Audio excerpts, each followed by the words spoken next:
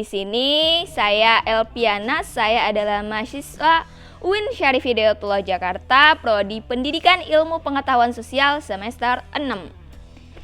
Oke guys, di sini saya akan mencoba mereview atau menjelaskan kepada teman-teman terkait 1.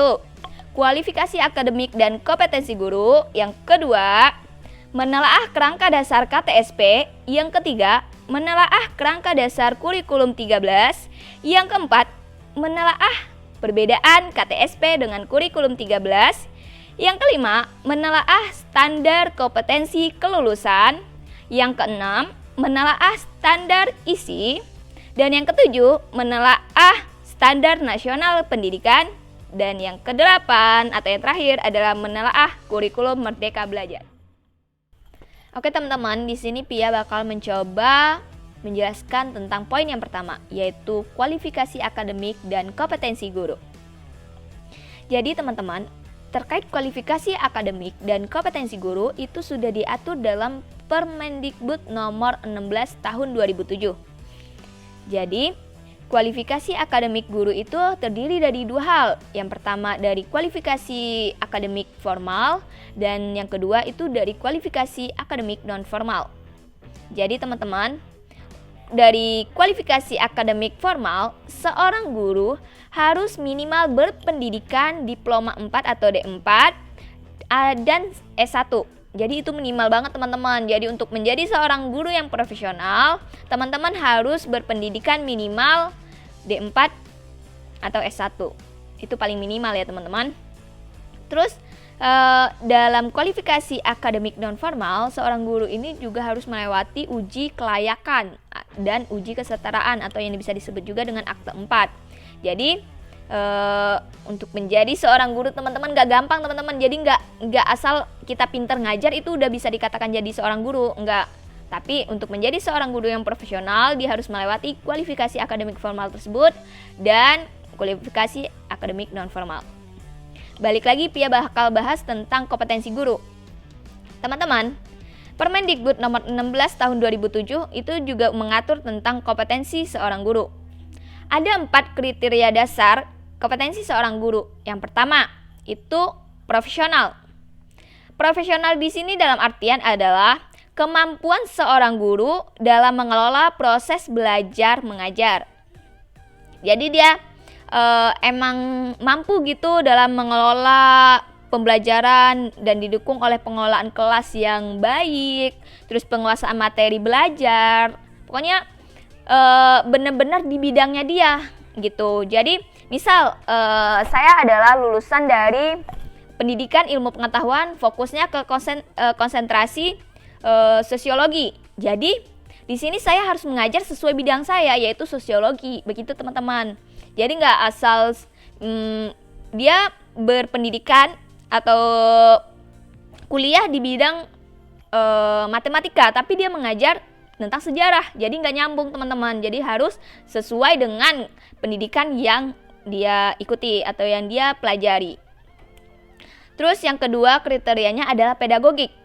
Jadi seorang guru di sini itu harus memiliki seni atau ilmu dalam memahami proses belajar, baik di sana termasuk strategi pembelajarannya maupun model pembelajarannya dan segala macam yang berhubungan dengan pembelajaran. Jadi dia harus mempunyai ilmu itu. Jadi nggak asal ngajar gitu loh teman-teman. Gitu. Yang ketiga, seorang guru itu harus kriteria dasarnya adalah sosial. Sosial di sini adalah kemampuan seorang guru sebagai pendidik untuk berkomunikasi atau berinteraksi dengan siswanya, dengan warga sekolah maupun warga di mana guru itu berada. Jadi, seorang guru harus mampu berinteraksi dan berkomunikasi dengan baik, baik dengan siswanya maupun dengan warga-warga di sekitar sekolah yang dia ajar, gitu teman-teman. Terus yang keempat, yang terakhir itu ada kepribadian. Jadi, seorang guru harus menunjukkan sikap dan kepribadian yang baik. Jadi, karena kan banyak tuh kita dengar seorang guru ini adalah contoh bagi muridnya. Jadi, seorang guru di sini harus mempunyai kepribadian yang bisa mencontohkan atau yang bisa ditiru oleh siswanya. Jadi, seorang guru ini harus mempunyai kepribadian yang baik, yang yang emang patutlah dikatakan dia layak menjadi seorang guru. Jadi teman-teman, di sini saya akan menyimpulkan bahwa menjadi seorang guru teman-teman itu nggak bisa sembarangan. Dia harus melewati kualifikasi akademiknya, dia harus mempunyai kompetensi untuk menjadi seorang guru. Tuh, jadi teman-teman, kalau teman-teman yang menonton video ini, teman-teman harus mengerti terlebih dahulu gimana cara menjadi seorang guru. Oke, di sini Pia bakal bahas poin yang kedua. Poin yang kedua itu tentang menelaah kerangka dasar KTSP. Sebelum Pia masuk menelaah kerangka dasar KTSP, di sini teman-teman harus paham dulu mengenai kurikulum itu apa sih, gitu. Jadi, Pia di sini akan menjelaskan tentang kurikulum. Jadi teman-teman, kurikulum itu merupakan seperangkat rencana dan pengaturan mengenai tujuan, isi, dan bahan pelajaran serta cara yang digunakan sebagai pedoman penyelenggaraan kegiatan pembelajaran untuk mencapai tujuan pendidikan. Jadi kurikulum itu adalah seperangkat rencana yang berisikan semua bahan yang diperlukan untuk pendidikan dan itu ditujukan untuk atau dipakai oleh semua sistem atau satuan lembaga pendidikan di Indonesia khususnya. Pada hakikatnya, kurikulum 2006 atau yang biasa kita kenal dengan KTSP itu merupakan kurikulum operasional yang disusun dan dilaksanakan di masing-masing satuan pendidikan. Kurikulum 2006 ini terdiri dari tujuan pendidikan, satuan pendidikan, struktur, muatan, serta tingkat satuan pendidikan, kalender pendidikan, dan silabus. Pokoknya semuanya lah gitu. Itu udah diatur dalam KTSP. Terus Pia bakal bahas tentang landasan KTSP ini. Ada beberapa landasan yang dijadikan acuan atau pedoman dari kurikulum 2006 ini diantaranya. Yang pertama itu Undang-Undang Republik Indonesia Nomor 20 Tahun 2003 tentang Sistem Pendidikan Nasional. Yang kedua itu adalah Peraturan Pemerintah Republik Indonesia Nomor 19 Tahun 2005 tentang Standar Nasional Pendidikan. Yang ketiga itu standar isi ditetapkan dengan Kepmendiknas Nomor 22 Tahun 2006. Yang keempat, standar kompetensi lulusan ditetapkan dengan Kepmendiknas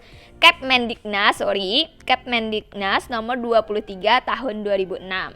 Jadi ada 4 landasan kurikulum KTSP ini. Terus masuk Pia bakal bahas tentang prinsip-prinsip KTSP. Prinsip-prinsip KTSP itu yang pertama berpusat pada potensi, perkembangan, dan kepentingan peserta didik di lingkungannya. Jadi, yang mana sebuah kurikulum ini harus memikirkan terkait posisi sentral yang mana berpusat pada peserta didik, sehingga kurikulum harus mampu mengembangkan potensi tersebut. Gitu teman-teman. Terus yang kedua, beragam dan terpadu. Kurikulum dikembangkan harus memperhatikan keberagaman peserta didik sehingga tidak terjadi diskriminatif. Itu kan belepotan Pia ngomongnya, Terus Pia yang ketiga itu tanggap terhadap perkembangan ilmu pengetahuan, teknologi, dan seni. Jadi, kurikulum dikembangkan harus memberikan pengalaman belajar bagi peserta didik untuk diantara mengikuti dan dapat memanfaatkannya. Jadi, kurikulum itu harus mampu membuat peserta didik ini atau memberikan pengalaman kepada peserta didik tentang ilmu pengetahuan, teknologi, dan seni. Dan yang keempat, relevan dengan kebutuhan kehidupan. Jadi jangan sampai kurikulum yang dibuat oleh pemerintah, yang ditetapkan oleh pemerintah itu nggak relevan dengan kehidupan. Jadi kurikulum itu nggak dibutuhin gitu di dalam kehidupan. Jadi relevan dengan kebutuhan kehidupan maksudnya harus mempunyai relevansi pendidikan dengan kebutuhan kehidupan gitu teman-teman. Terus yang kelima itu menyeluruh dan berkesinambungan. Kurikulum dikembangkan harus mencakup keseluruhan dimensi kompetensi dan disajikan secara berkesinambungan antar semua jenjang pendidikan. Jadi jangan sampai antara satuan pendidikan yang satu dengan satuan pendidikan lainnya itu berbeda. Jangan sampai ya teman-teman. Jadi kurikulum itu harus berkesinambungan. Gitu maksudnya.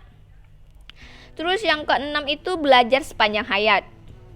Kurikulum itu mencerminkan keterkaitan antara unsur-unsur pendidikan dengan memperhatikan kondisi dan tuntutan lingkungan yang selalu berkembang sesuai dengan perkembangan manusia secara utuh. Jadi, di sini kurikulum itu jangan sampai monoton teman-teman. Jadi mungkin ketika kan banyak nih pergantian kurikulum dari KTSP, beralih lagi ke kurikulum 13.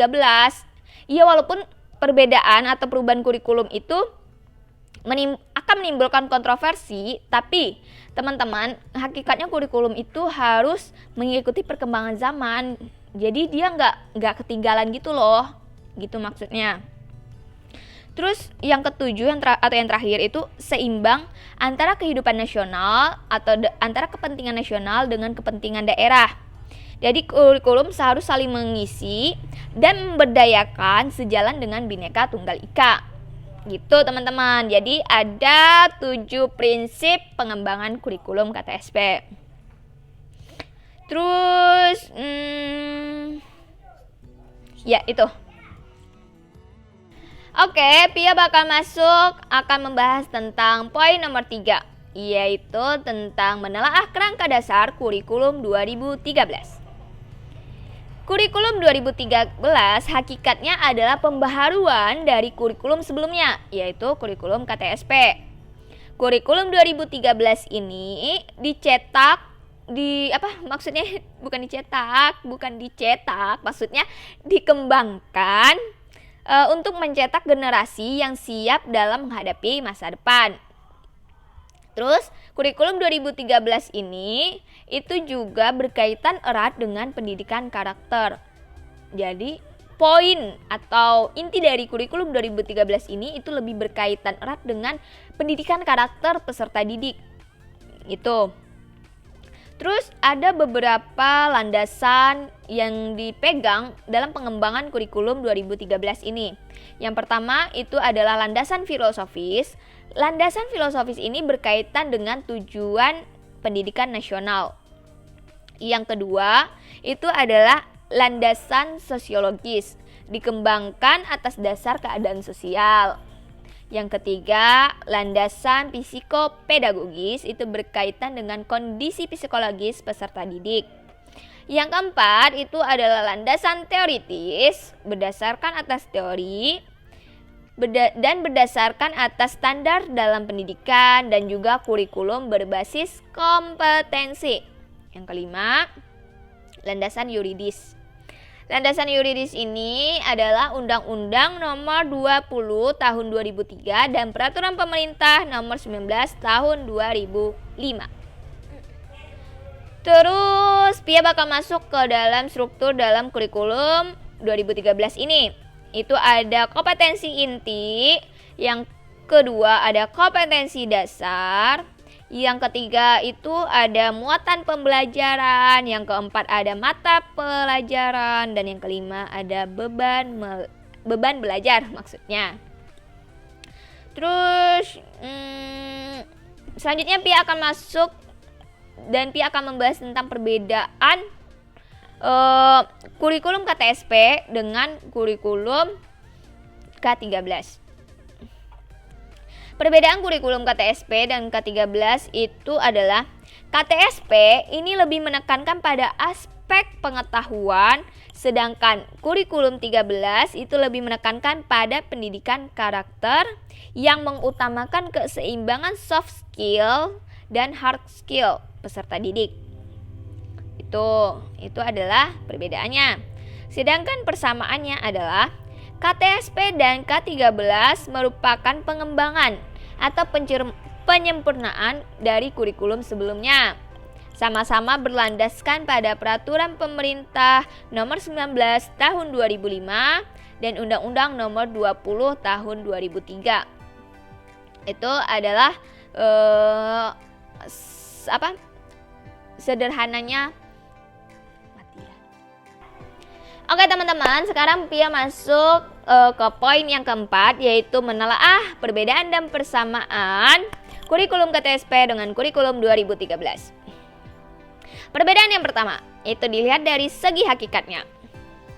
Kurikulum KTSP merupakan kurikulum yang berorientasi pada pencapaian kompetensi atau bisa dikatakan juga kurikulum yang berbasis kompetensi. Sedangkan kurikulum 2013 adalah kurikulum yang diciptakan untuk atau sebagai penyempurna dari kurikulum sebelumnya dan lebih berorientasi pada pengintegrasian pendidikan karakter dalam pengimplementasiannya. Itu adalah perbedaan dari segi hakikat. Yang kedua itu ada perbedaan dari segi landasan. Kurikulum KTSP ini disusun dalam rangka memenuhi amanat yang tertuang dalam Undang-Undang Nomor 20 Tahun 2003 tentang Sistem Pendidikan Nasional dan Peraturan Pemerintah Republik Indonesia itu Nomor 19 Tahun 2005 tentang Standar Nasional Pendidikan. Sedangkan dari landasan kurikulum 2013 itu adalah Undang-Undang Nomor 20 Tahun 2003 tentang Sistem Pendidikan Nasional, dan pengembangan kurikulum 2013 ini diamanatkan oleh Rencana Pendidikan Menengah Nasional. Landasan yuridis pengembang kurikulum 2013 ini adalah Instruksi Presiden Republik Indonesia tahun 2010 tentang pendidikan karakter. Jadi itu perbedaan KTSP dan kurikulum 2013 dari segi landasan. Kemudian Pia bakal masuk tentang prinsip. Prinsip kurikulum KTSP itu yang pertama itu berpusat pada potensi, perkembangan kebutuhan dan kepentingan peserta didik dan lingkungannya. Yang kedua itu beragam dan terpadu. Yang keempat tanggap terhadap perkembangan ilmu pengetahuan teknologi dan seni. Kemudian relevan dengan kebutuhan kehidupan. Terus menyeluruh dan berkesinambungan dan sepanjang hayat. Sedangkan prinsip dari kurikulum 2013 itu adalah pengembangan kurikulum dilakukan mengacu pada standar nasional pendidikan untuk mewujudkan tujuan pendidikan nasional. Itu adalah perbedaannya. Terus dalam strukturnya, struktur KTSP itu dia memuat tentang standar isi. Standar isi itu ada meliputi 5 kelompok mata pelajaran. Yang pertama kelompok mata pelajaran agama dan akhlak mulia. Yang kedua kelompok mata pelajaran kewarganegaraan dan kepribadian. Yang ketiga kelompok mata pelajaran ilmu pengetahuan dan teknologi. Yang kelima kelompok pelajaran estetika. Dan yang keenam kelompok pelajaran jasmani, rohani dan olahraga dan kesehatan. Sedangkan kurikulum 2013 itu membahas tentang kompetensi inti. Yang pertama itu ada kompetensi inti spiritual, yang kedua kompetensi sosial, yang ketiga kompetensi kognitif, yang keempat dan kompetensi keterampilan. Terus ada juga kompetensi dasar atau KD. Terus muatan pembelajarannya itu ada mata pelajaran dan beban belajar. Jadi teman-teman, mudah-mudahan teman-teman bisa mengerti dari beberapa penjabaran saya tadi tentang perbedaan KTSP dengan kurikulum 2013. Sedangkan dia bakal bahas tentang persamaan. Persamaan kurikulum KTSP dengan kurikulum 2013 ini adalah yang pertama, KTSP dan kurikulum 2013 sama-sama menampilkan teks sebagai butir-butir kurikulum KD atau kompetensi dasarnya.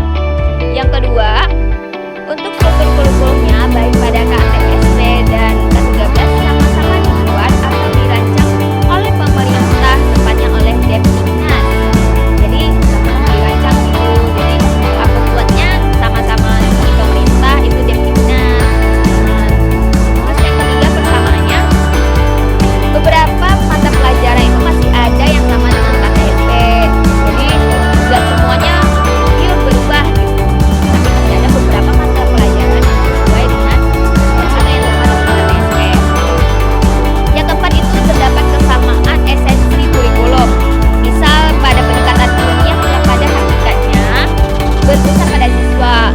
Jadi KTSP dan kurikulum 13 ini sama mencari pengetahuan, bukan menerima pengetahuan. Jadi peserta didik ini emang dituntut untuk lebih mengeksplor diri. Jadi pembelajaran itu lebih berpusat pada si peserta didik ini gitu. Jadi itu ada beberapa penjelasan yang bisa Pia jelaskan tentang perbedaan dan persamaan kurikulum 2013 dan kurikulum KTSP. Maaf, kembali ke teman-teman. Oke, selanjutnya Pia masuk ke poin berikutnya, yaitu tentang standar kompetensi lulusan. Standar kompetensi lulusan atau SKL adalah kualifikasi kemampuan lulusan yang mencakup sikap, pengetahuan, dan keterampilan. Dalam peraturan pemerintah atau peraturan Menteri Pendidikan Nasional nomor 23 tahun 2006 tentang standar kompetensi lulusan, pasal 1 ayat 1 menyatakan bahwa standar kompetensi lulusan atau SKL untuk satuan pendidikan dasar dan pendidikan menengah digunakan sebagai pedoman penilaian dalam menentukan lulusan peserta didik. Sedangkan pada pasal 1 ayat 2, standar kompetensi lulusan itu meliputi standar kompetensi lulusan minimal satuan pendidikan dasar dan menengah, standar kompetensi lulusan minimal kelompok mata pelajaran, kemudian dan standar kompetensi lulusan minimal mata pelajaran. Manfaat utama standar kompetensi lulusan ini adalah 1. Sebagai batas kelulusan peserta didik pada setiap satuan pendidikan. Yang kedua, sebagai rujukan untuk penyusunan standar-standar pendidikan lainnya. Yang ketiga, sebagai arah peningkatan kualitas pendidikan secara mendasar dan holistik pada jenjang pendidikan dasar dan menengah. Itu ada 3 hal tujuan utama dari SKL. Kemudian, standar kompetensi kelulusan ini pada satuan pendidikan menengah umum itu bertujuan untuk meletakkan dasar kecerdasan, pengetahuan, kepribadian, akhlak mulia, serta keterampilan untuk hidup mandiri dan mengikuti pendidikan lebih lanjut. Sedangkan standar kompetensi lulusan pada satuan pendidikan menengah kejuruan itu bertujuan untuk meningkatkan kecerdasan, pengetahuan, kepribadian, akhlak mulia, serta keterampilan untuk hidup mandiri dan mengikuti pendidikan lebih lanjut sesuai dengan kejuruannya. Yang ketiga, standar kompetensi lulusan jenjang pendidikan tinggi bertujuan untuk mempersiapkan peserta didik menjadi anggota masyarakat yang berakhlak mulia, memiliki pengetahuan, keterampilan, kemandirian, dan sikap untuk menemukan, mengembangkan, serta menerapkan ilmu, teknologi, dan seni yang bermanfaat bagi kemanusiaan. Itu adalah tujuan kompetensi kelulusan bagi sekolah menengah umum, kejuruan maupun pendidikan tinggi. Itu ada beberapa standar kompetensi kelulusan yang bisa saya jelaskan. Mungkin kalau ada yang kurang, teman-teman bisa mencari referensi lebih lanjutnya. Oke guys, sekarang Pia bakal lanjut menjelaskan tentang Standar Nasional Pendidikan. Standar Nasional Pendidikan atau SNP itu adalah kriteria minimal mengenai sistem pendidikan di seluruh wilayah hukum Negara Kesatuan Republik Indonesia. SNP ini berfungsi sebagai pedoman utama dalam perencanaan, pelaksanaan, pengawasan pendidikan dalam rangka mewujudkan pendidikan nasional yang bermutu. Jadi, Satuan Nasional Pendidikan ini dipakai di seluruh lembaga satuan pendidikan di Indonesia. Ada 8 standar nasional, terdiri dari 8. Yang pertama itu ada standar isi. Standar isi di sini itu merupakan komponen materi dan tingkat kompetensi dalam rangka mencapai kompetensi lulusan pada jenjang dan jenis pendidikan tertentu. Standar isi ini itu memuat kerangka dasar dan struktur kurikulum, beban belajar, dan juga kalender akademik. Itu yang terdapat dalam standar isi. Kemudian ada juga yang kedua, itu adalah standar proses. Standar proses di sini itu berkaitan dengan pelaksanaan pembelajaran di masing-masing satuan pendidikan. Jadi pelaksanaan dan pencapaian standar proses diselenggarakan secara interaktif, terus inspiratif, menyenangkan, partisipatif dengan berdasarkan pada standar kompetensi lulusan. Itu ada di standar proses. Yang ketiga itu adalah standar kompetensi lulusan. Seperti yang udah Pia jelasin sebelumnya, standar kompetensi lulusan atau SKL itu merupakan kriteria atau kualifikasi yang menyangkut kemampuan lulusan yang terbagi atas kemampuan sikap, pengetahuan, dan keterampilan. Kemudian yang keempat itu ada standar pendidik dan tenaga kependidikan. Itu berkaitan dengan para pendidik dan tenaga kependidikan. Standar pendidik dan tenaga kependidikan itu merupakan kriteria pendidikan, prajabatan dan kelayakan fisik dan mental serta pendidikan dalam jabatan. Begitulah maksudnya gitu. Terus yang kelima itu standar sarana dan prasarana. Patokan ini mencakup tentang kriteria minimal sarana dan media yang menyokong dalam pembelajaran, misalnya ruang belajar, ruang olahraga atau tempat olahraga, tempat melaksanakan ibadah, perpustakaan, laboratorium, sarana bermain dan sebagainya. Itu berkaitan dengan standar sarana dan prasarana. Kemudian selanjutnya itu standar pengelolaan. Maksudnya di sini berkaitan dengan pengelolaan. Maksudnya mencakup perencanaan, pelaksanaan, dan pengawasan kegiatan pendidikan secara efektif dan efisien pada tingkat satuan pendidikan, baik kabupaten atau kota, provinsi, hingga satuan pendidikan daerah dan sebagainya. Terus selanjutnya itu ada standar pembiayaan. Standar pembiayaan di sini diatur berdasarkan standar tertentu. Standar pembiayaan itu merupakan aturan yang merinci komponen dan besarnya biaya operasi satuan pendidikan. Pokoknya yang berhubungan dengan biaya dah gitu. Intinya begitu ya teman-teman. Terus yang terakhir atau yang kedelapan itu ada standar penilaian pendidikan. Itu berkaitan dengan segala mekanisme, prosedur, instrumen penilaian untuk mengetahui hasil belajar peserta didik. Pokoknya yang berhubungan dengan mekanisme dan prosedur dah gitu.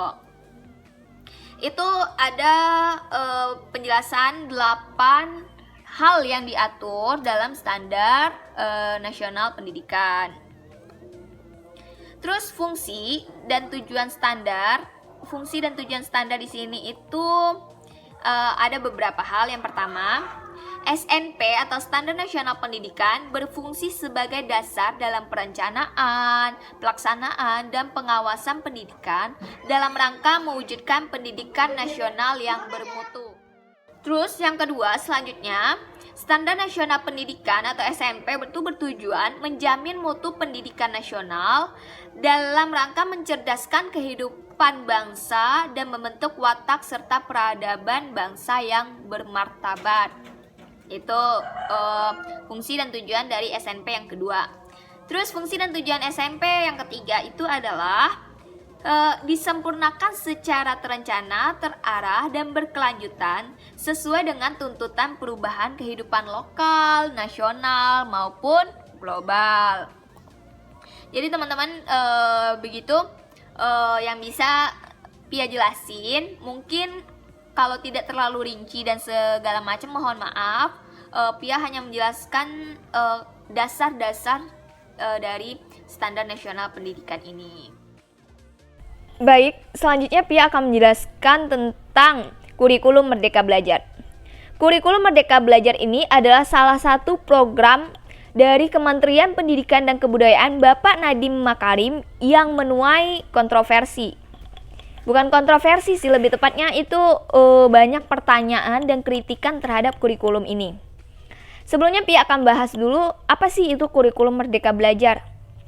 Jadi, Kurikulum Merdeka Belajar ini adalah salah satu program yang dicanangkan oleh Bapak Nadiem Makarim sebagai permulaan dari gagasan-gagasannya nanti yang akan diluncurkan untuk memperbaiki sistem pendidikan nasional yang terkesan monoton.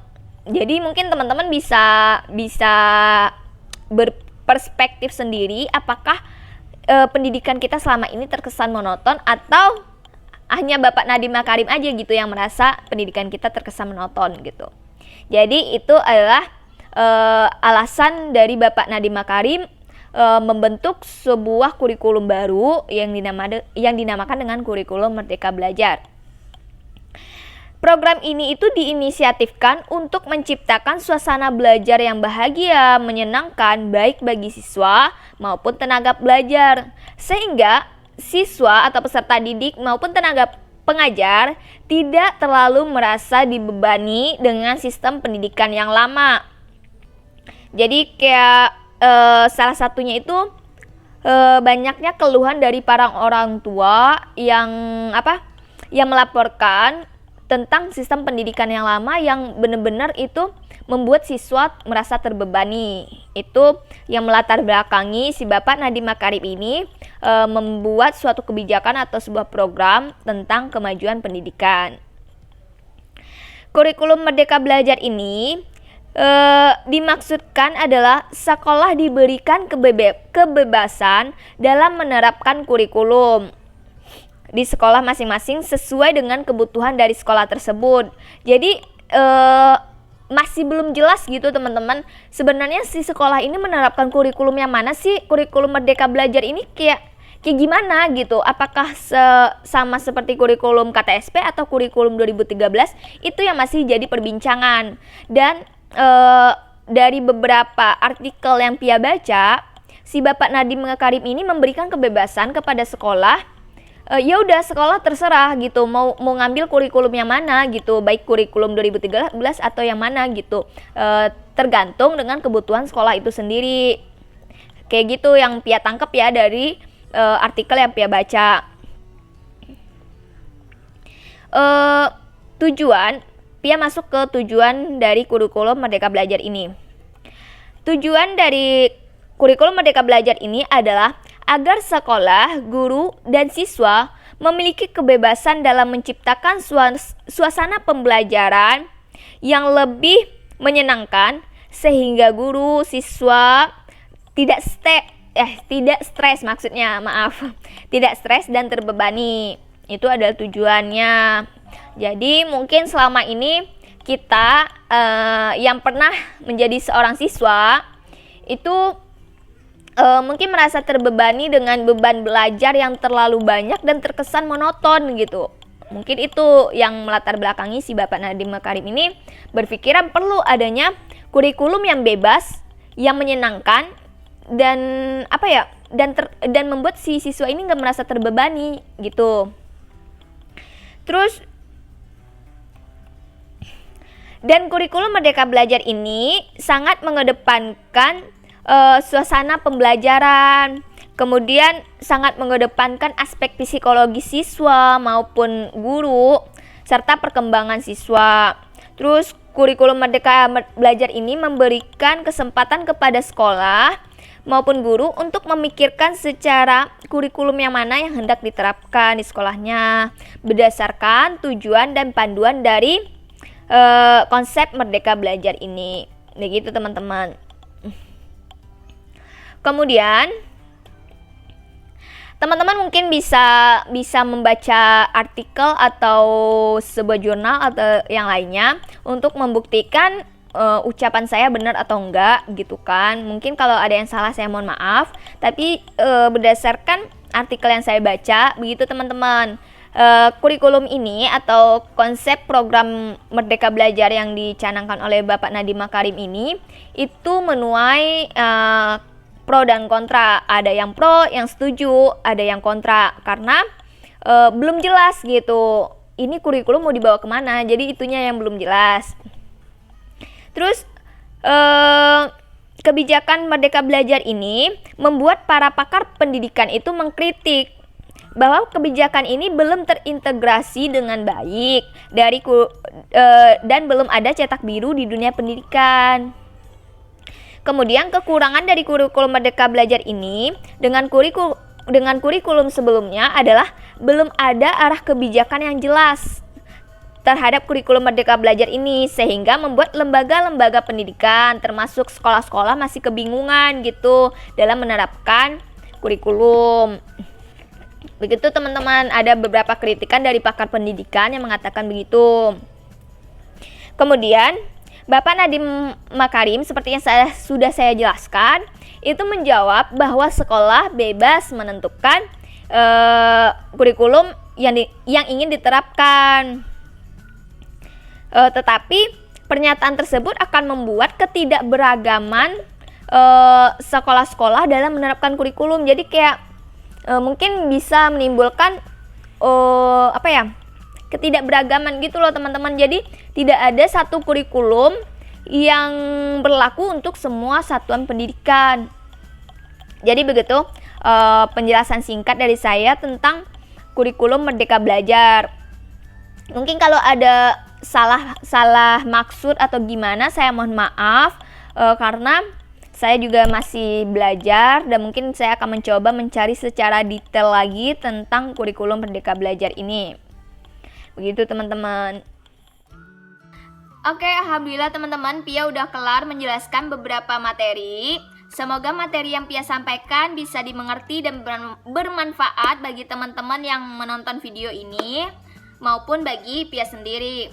Dan untuk Ibu Neng Sri, terima kasih selama 1 semester ini. Terima kasih atas pembelajarannya. Walaupun secara daring Ibu tetap memaksimalkan pembelajaran. Terima kasih banyak Ibu, dan semoga buat Pia pribadi dan semua teman-teman dari kelas 6B itu bisa mengerti dan bermanfaat.